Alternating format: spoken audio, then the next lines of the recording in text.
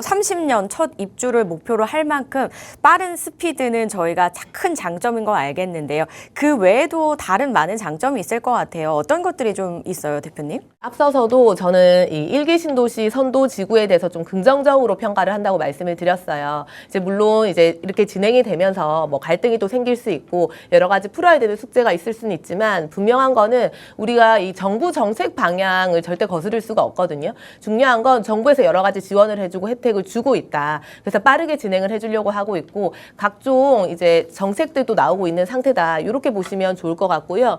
여기 같은 경우는 우리가 보통 30년이 넘어간다 하더라도 안전진단을 받았어야 되잖아요. 근데 안전진단을 면제를 하거나 완화를 해준다는 거예요. 물론 지금 패스트트랙을 일반 재건축 단지에도 도입을 해가지고 좀 빠르게 진행을 해주겠다고 하고 있고 그 상태에서 여기도 이제 포커스에 맞춰가지고 지원을 해주는 거기 때문에 좀 긍정적이지 않을까 보여지고요.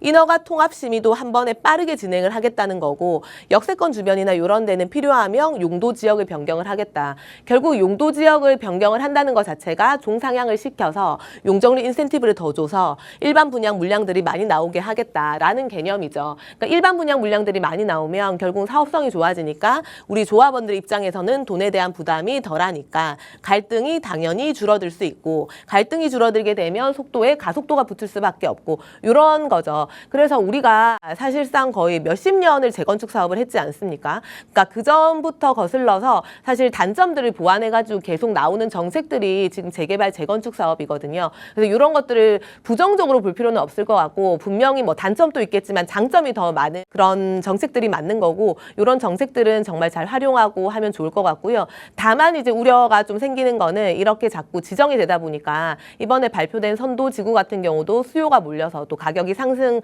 하고 이런 것들이 있죠. 이런 것들만 좀 우리가 대책을 마련한다면 사실은 좀 안정적으로 주택 공급이 되지 않을까 이렇게 저는 생각이 좀 듭니다.